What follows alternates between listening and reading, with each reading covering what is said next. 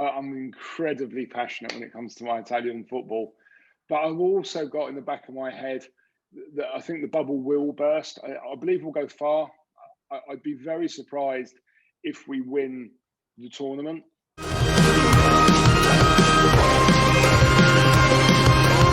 What I would say is, and you can quote me because we'll stay in touch, I'm going to put a marker down. I think we'll probably be there or thereabouts in the World Cup. I think Mancini's building to want to do well in the World Cup next year in Qatar and has used this as the sort of springboard. Yeah. And it's bizarrely gone better than anyone thought. I mean, any football pundit, whether you're Lineker, Shearer, Keane, Vieira, probably wouldn't have said Italy would have played 3, scored 7, should have scored more. I think they would have said, yeah, you wouldn't concede. But let's break that one down. You know, you've gone 30 games undefeated. 30 games. Gone over 1,000 minutes of not conceding a goal. I mean, that's pretty... I can see them conceding because it's football. But you do start to think as the momentum goes. I mean, you look at the World Cup 2006. So here's a quiz question. You know me, I love to put a quiz question in. How many goals did Italy concede in Euro 2006? 2. Yeah, exactly. One was an own goal, and the other one was a damn penalty. Yeah. So all of a sudden, and don't get me wrong, I don't want to start having a go at mainstream media, but as an Italian that reads the Gazette and watch it, you get a bit peaked with them. Oh, this defence is good. Behave. We've been doing it for years. All we've added with Mancini is the silk to the steel that we've always had.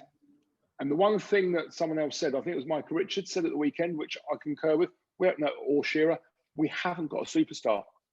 And I think that's weighed us down historically in World Cups. So 1990 was the Baggio dominance where he came on, funnily enough, at the behest of Mancini. 94, we struggled again with Baggio, and then Brady getting injured. Shout out to Netflix for that Baggio film, which I did end up watching on Netflix because of your recommendation, Mark.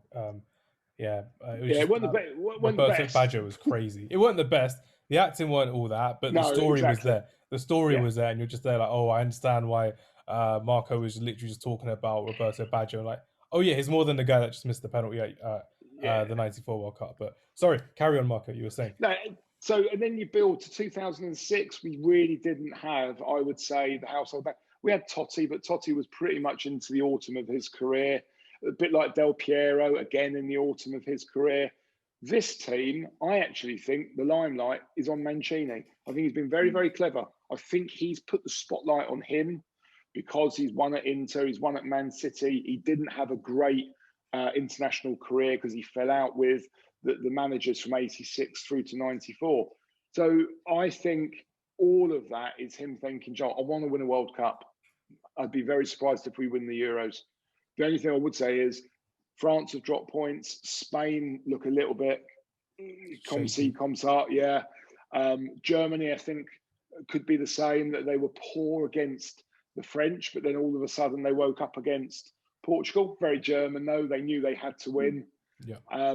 Portugal, for me, I think, probably punched above their weight in 2016.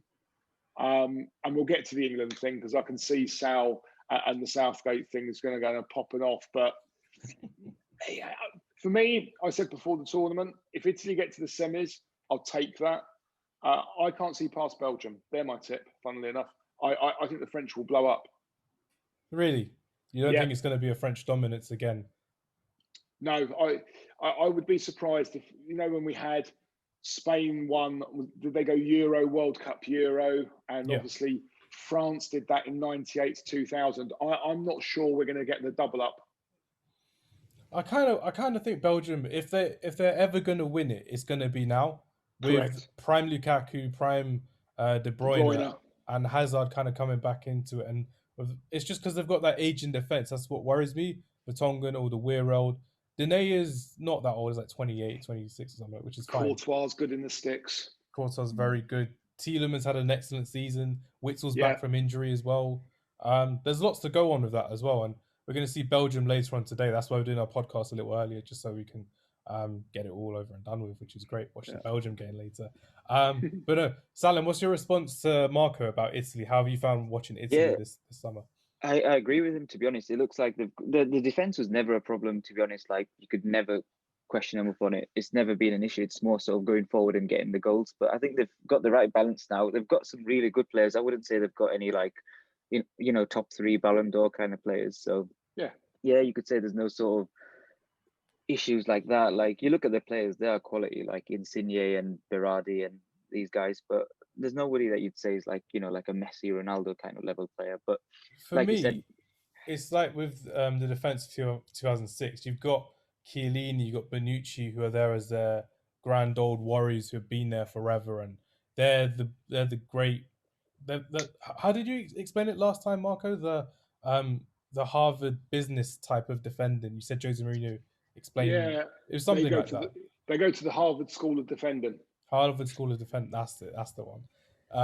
But it's just they just set everything in stone for Italy. And Immobile, for me, everyone was like, "Oh, is he going to do it in a tournament? It's done well for Lazio, but can he do it for Italy?" And he's been the shining light for me. It's been good to see him. Yeah. Locatelli has been everyone's standout star. Barella was someone I said before the tournament who was very good for Inter Milan this season. I thought he'd be very good to see in this tournament. Has been very good as well. Verratti's back as well. So Salim, I think it's like, how can I explain it? It's like they're all good players, but like you said, there's no superstars, but there's loads of very good players that know their job and they do their job very well. Would you agree, or would you kind of say it's kind of the same? They all play into a system. Mancini's won things before, so it's not like he's like not taking a team over the line, because that's quite important. So I think, like Marco said, maybe they are building towards that project of the World Cup, and this has just gone better than it has. I have looked through their sort of undefeated run of 30, which is impressive, but a lot of the teams aren't sort of the top teams. But then you can only beat, what's in front of you.